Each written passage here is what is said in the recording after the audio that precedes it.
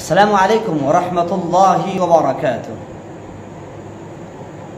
أهلا وسهلا مرحبا بكم في هذه المناسبة وفي هذه الجلسة الثانية وفي هذه المحاضرة الثانية عن هذا الكتاب المسمى بصور من حياة الصحابة. وإنني قد بدأت هذا السفر منذ الأمس وحتى بلغت في الصفحة الثانية، واليوم إن شاء الله سأقدم أمامكم الصفحة الثانية والتعبيرات الموجودة في هذه الصفحة الجذابة. نعم أيها الإخوان، ولا شك إنكم قد أظهرتم وأعرضتم حبكم وودكم وشوقكم نحو سماع هذه التعبيرات ونحو أخذ هذه التعبيرات ونحو الاستفادة بهذه التعبيرات، ولعلكم قد أخذتم كثيرا من التعبيرات التي قد ذكرت أمامكم بالأمس، ولعلكم قد استعملتم في جملكم أيها الإخوان. ولا شك إن هذا الكتاب إن شاء الله لو كنتم مواظبين على حفظ التعبيرات الجديدة المستعملة في هذا الكتاب، لو واظبتم على حفظها إن شاء الله ستكونون إن شاء الله أدباء بارعين. إن شاء الله ستكونون أدباء بارعين، لأن هذا الكتاب محتوى على كثير من التعبيرات الجذابة، كثير من التعبيرات التي يحفظها العرب والعجم.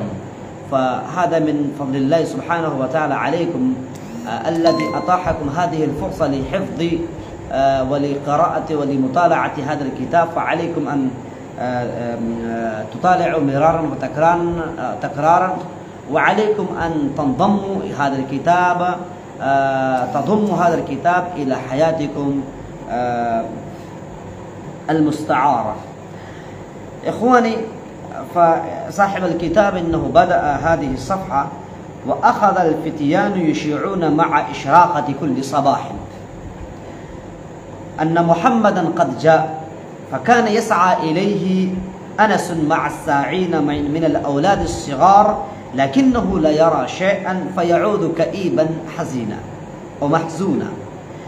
وفي ذات صباح شزي الأنداء نظير الرواء هتف رجال في يثرب إن محمدا وصاحبه غدوا قريبين من المدينة، فطفق الرجال يتجهون نحو الطريق الميمون الذي يحمل إليهم نبي الهدى والخير، ومضوا يتسابقون إليه جماعات تتخللهم أسراب من صغار الفتيان ترغرد على وجوههم فرحة تغمر قلوبهم الصغيرة وتطرع أفئدتهم الفتية.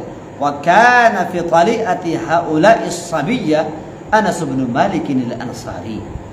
أقبل الرسول صلوات الله وسلامه عليه مع صاحبه الصديق، ومضى بين أظهر الجموع الزاخرة من الرجال والولدان.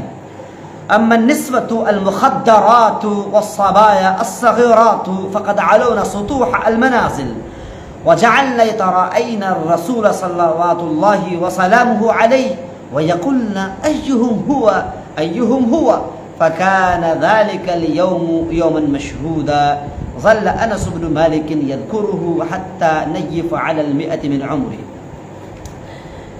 إخوتي، لو تفكرتم ولو سألتم عن هذه الصفحة الثانية التي قد قرأت عبارتها الآن، فإنكم تجدون كثيرا من التعبيرات في هذه الصفحة أيضا، كما إنكم وجدتم كثيرا من التعبيرات الجديدة في الصفحة الماضية المقروءة بالأمس. مثلا صاحب الكتاب استعمل هناك أخذ الفتيان يشيعون، أخذ، طفق، جعل. هذه الأفعال من الأفعال التي يبدأ صاحب الكتاب أو يبدأ صاحب القلم أو يبدأ صاحب أي تحرير أو صاحب أي إنشاء للبداية. نعم، فهذه الأفعال تدل على معنى البداية. نعم، طفق، جعل، أخذ، بدأ، يبدأ. نعم، طفقت أكتب، طفقت آكل، طفقت أنام، آخذ अखज़्त अनामु, नाम अखज़्त अलअबु, मैं खेलने लगा, बदअत अलअबु, लअल्लकुम तफहमून। नाम अखज़ अलफ़ित्यानु युशीऊन, अशाअ युशीउ इशाअतन, अफ़शा युफ़शी इफ़शाअन। नाम अखज़ अलफ़ित्यानु युशीऊन, बदअ अलफ़ित्यानु युफ़शून, अफ़शा युफ़शी इफ़शाअन, मअ इशराक़ति कुल्लि सबाह, इशराक़ा अद्दौ, नाम الضياء الذي يخرج مع طلوع الشمس. فيقول صاحب الكتاب مع إشراقة كل صباح، أي مع طلوع الشمس كل صباح، كل صبح تطلع الشمس يخرج الطلاب، يخرج الصبيان، يخرج الناس مشيعين أو مفشين هذا الخبر أن النبي صلى الله عليه وسلم قد تشرف المدينة. فكان يسعى إليه أنس، أي سعى، يسعى معناه جرى يجري، هرول يهرول. فكان يسعى إليه أنس مع الساعين، الساعين في حالة الجر لسبب مع المضاف، فهناك مع مضاف، الساعين هذا مضاف إليه، الساعين واحده الساعي الجاري، الجاري يعني الرجل الذي يجري، الرجل الذي يهرول، مع الساعين من الأولاد الصغار. فكان يسعى إليه أنس مع الساعين من الأولاد الصغار، إنني سعيت إليكم. الأطفال يسعون إلى آبائهم، الطلاب يسعون في الميدان، الطلاب يسعون إلى بيوتهم حينما تعطل المدارس. نعم، لكنه لا يرى شيئا فيعود كئيبا محزونا. نعم، احفظوا هذه العبارة، ما شاء الله، ما أحسن هذه العبارة، فيعود كئيبا محزونا. حينما سمعت خطبتك الهزيلة، حينما سمعت خبرك المدهش، فصرت كئيبا حزينا محزونا. نعم، حينما زرت دار العلوم ندبة العلماء، فرجعت من دار العلوم ندبة العلماء كئيبا حزينا لما رأيت الأطفال يضيعون أوقاتهم القيمة في اللعب وفي الملهى وفي المشرب وفي المأكل. نعم، فعليكم أن تكتبوا هذه العبارة، فيعود كئيبا محزونا. كئيب معناه قلقا، مضطربا. نعم، وفي ذات صباح شذي الأنداء. نعم، شذي الأنداء مطيب بالمسك في ذات صباح. نعم، في ذات صباح أي يوما، وكان ذلك اليوم مطيب بالمسك، مطيب بالعطر. نعم، في ذات صباح شذي الأنداء نظير الرواء. ما شاء الله، ما أحسن العبارة وما أحسن التعبيرات الجليلة. أيها الإخوان، عليكم أن تفرحوا وتصروا وتقولوا وتهتفوا الله أكبر، الله أكبر. ما أحسن التعبيرات المستعملة في هذا الكتاب. في ذات صباح شذي الأنداء نظير الرواء. نعم، هتف رجال في يثرب، صرخ رجال في يثرب إن محمدا وصاحبه غدوا قريبين من المدينة. اقترب النبي صلى الله عليه وسلم وصاحبه أبو بكر الصديق رضي الله تعالى عنه، اقتربا من المدينة. نعم، فتفق الرجال يتجهون. إنني الآن استعملت هذا الفعل فتفق أو أخذ تفق الرجال يتجهون. نعم، تفق الرجال يميلون، تفق الرجال يتوجهون، تفق الرجال يذهبون، تفق الرجال يشتاقون إلى رؤية النبي صلى الله عليه وسلم. نعم، ما شاء الله. فعليكم أن تستعملوا هذا الفعل، تفق، جعل، أخذ. فكيف؟ نعم، مثلا إنني أقول لكم في لغة الأردية، आपको कहना होगा मैं खाने लगा, मैं जाने लगा, मैं पढ़ने लगा, मैं लिखने लगा। अखज़्तु अक्तुबु, तफ़िक़्तु आकुलु, तफ़िक़्तु अनामु, तफ़िक़्तु अलअबु, मैं खेलने लगा। فطفق الرجال يتجهون، بدأ الناس يتجهون يذهبون إلى النبي صلى الله عليه وسلم، يذهبون نحو الطريق الميمون المبارك، الطريق الميمون يعني المبارك الذي يحمل إليه نبي الهدى والخير.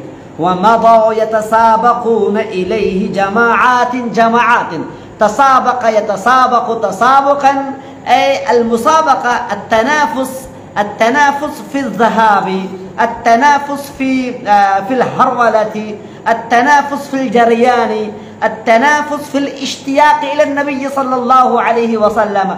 كل إنسان من المدينة المنورة إنهم كانوا مشتاقون أن يروا النبي صلى الله عليه وسلم أولا من أصحابهم، نعم كلهم يريدون، فإنهم ومضوا يتسابقون إليه جماعات، كلهم كانوا يطيرون إلى رؤية النبي صلى الله عليه وسلم. ما شاء الله، ما أحسن التعبير. ومضوا يتسابقون، ومضوا يتنافسون في الجري، ومضوا يتنافسون في الهرولة، ومضوا يتنافسون في الاشتياق وفي الشوق لرؤية النبي صلى الله عليه وسلم. تتخللهم أسراب، تتخلل معناه تتخلل معناه تتدخل. تتخللهم أسراب من صغار الفتيان إنهم كانوا يجرون إلى رؤية النبي صلى الله عليه وسلم، لما إنهم سمعوا عن النبي صلى الله عليه وسلم من آبائهم ومن أمهاتهم في أحجارهم أو في أحجارهن، نعم. لذلك إنهم كانوا مشتاقين إلى رؤية النبي صلى الله عليه وسلم. كيف يكون النبي صلى الله عليه وسلم الذي يذكره آبائي، الذي تذكره أمهاتي؟ فكل إنسان، فكل صبي من الصبيان، فكل صبية من الصبيات، كلهن مشتاقات إلى رؤية النبي صلى الله عليه وسلم. نعم، لو أخبرتم أن الشيخ سماحة الشيخ محمد الرابع الحسني الندوي، الأمير العام لهيئة الأحوال الشخصية الإسلامية، إنه إن شاء الله سيتشرف اليوم معهد القرآن لدار العلوم فهد محمدي. فأصحابه وطلابه الذين يسكنون في رواق معهد القرآن إنهم كانوا يشتاقون إلى رؤية الأستاذ والسيد سماحة الشيخ محمد الرابع الحسني الندوي، لما إنهم ما رأوا من قبل، إنهم لم رأوه من قبل، وإنهم كانوا سمعوا عن محمد الرابع الحسني الندوي إنه ما شاء الله جميل، إنه ما شاء الله صاحب جلالة وصاحب جمال وصاحب طلاقة، نعم كثير من الأوصاف وكثير من الصفات. طلاب من من معهد القرآن إنهم سمعوا عن الشيخ محمد الرابع الحسني الندوي، ولكنهم لم رأوه قط. من أجل ذلك إنهم يطيرون إلى رؤية الشيخ سماحة الشيخ محمد الرابع الحسني. فهناك حينما سمع الأطفال والصبيات والصبيان عن النبي صلى الله عليه وسلم حينما كانوا في أحجار الآباء وفي أحجار الأمهات، فالأمهات والآباء إنهم كانوا يذكرون عن النبي صلى الله عليه وسلم وعن جماله وحسنه، وكانوا يقرؤون وكانوا ينشدون: وأحسن منك لم تر قط عيني، وأجمل منك لم تلد النساء، خلقت مبرأ من كل عيب، كأنك قد خلقت كما تشاء، فإن أبي ووالده وعرضي لعرض محمد منكم بقاء. نعم، فإنهم الأطفال إنهم كانوا يسمعون من آبائهم ومن أمهاتهم عن صفات النبي صلى الله عليه وسلم، فكأنهم كانوا مشتاقون إلى رؤية النبي صلى الله عليه وسلم. فلذلك تتخللهم أسراب من صغار الفتيان، يعني الأطفال والصبيان إنهم كانوا يدخلون في صفوف الرجال كما تتدخل السيارة الصغيرة ذات 4 عجلات. فالسيارة الصغيرة إنها تتدخل في صفوف السيارات الكبيرة، فكذلك تتخلل أسراب من صغار الفتيان ترغرد على وجوههم فرحة، نعم تظهر على وجوههم، يعني على وجوه الأطفال فرحة لرؤية النبي صلى الله عليه وسلم، فرحة تغمر قلوبهم الصغيرة، فرحة تملأ قلوبهم، يعني قلوب الأطفال الصغيرة، ننا ننا دل، ننا منا دل، نعم فرحة تغمر، فرحة تملأ قلوب الأطفال الصغيرة وتطلع أفئدتهم الفئة. وكان في طليعة هؤلاء الصبية أنس بن مالك رضي الله تعالى عنه، فهذا هو أنس الذي يذكر عن حياته صاحب الكتاب، يعني الشيخ الدكتور عبد الرحمن يافت باشا. فهناك تعبيران باقيان أيها الإخوان، فعليكم أن تسمعوا. ومضيا بين أذهل الجموع الضاخرة، نعم ومضيا أي صار النبي صلى الله عليه وسلم مع صديقه الصديق يعني وهو أبو بكر الصديق رضي الله تعالى عنه. مضى النبي صلى الله عليه وسلم مع صديقه الصديق بين أظهر الجموع يعني جمعه جموع، يعني الجم الغفير. فكان ذلك الجم الغفير مملوء أو مركب من الرجال والبلدان، وكان تلك الجموع الزاخرة أي مملوءة من الرجال والبلدان، نعم. فعليكم أن تستعملوا هذه الجملة، ومضي بين أظهر الجموع الزاخرة، نعم. إنني خطبت بالأمس في جموع زاخرة من الرجال والبلدان والنساء والصبيان، نعم. أيها الطلاب عليكم أن تتشجعوا وتخطبوا أمام الجموع الزاخرة من الرجال والبلدان. فهذا هذا التعبير حسن ما شاء الله. الجموع الزاخرة، الجموع المملوءة بالرجال والبلدان. أما النسبة المخدرات يعني النسبة التي كنا في الحجاب، والصبايا صبية جمعها صبايا، الصغيرات نني بچيا. أما النسبة المخدرات والصبايا الصغيرات فقد علونا صعدنا عين سطوح المنازل. سطوح الفرق بين السطح والسقف، نعم. عامة الطلاب أي معظم الطلاب إنهم لا يفرقون بين السطح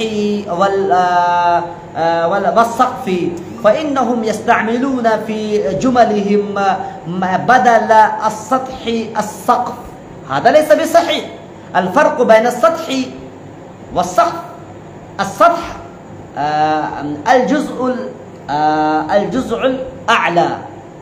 الجزء الأعلى من المنزل، نعم. والسقف الجزء الأدنى، الجزء السافل، نعم.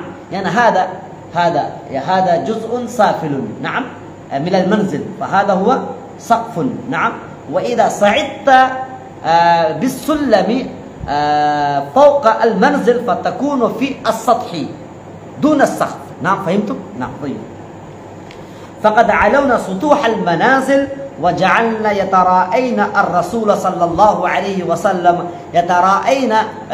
فجعلنا يتراءين، نعم أخي. أخذ طفق جعل، نعم. أخذ طفق جعل. هذه ثلاثة أفعال من الأفعال للبداية، نعم، لمعنى البداية. جعلنا يتراءين الرسول صلى الله عليه وسلم ويقولن أيهم هو، فكان ذلك اليوم يوما مشهودا أي يوما تاريخيا. من أجل ذلك في طول حياته كان أنس بن مالك رضي الله تعالى عنه يذكر ذلك اليوم الذي تشرف والذي حضر النبي صلى الله عليه وسلم في أرض المدينة المنورة، فكان ذلك اليوم يوما مشهودا أي يوما تاريخيا. وذلك اليوم الذي قرأت والذي أنشدت الصبيات والنسوة. طلع البدر علينا من ثنيات الوداع وجب الشكر علينا ما دعا لله داع. طيب ما شاء الله. السلام عليكم ورحمة الله وبركاته. إن شاء الله سنلتقي غدا إن شاء الله. السلام عليكم.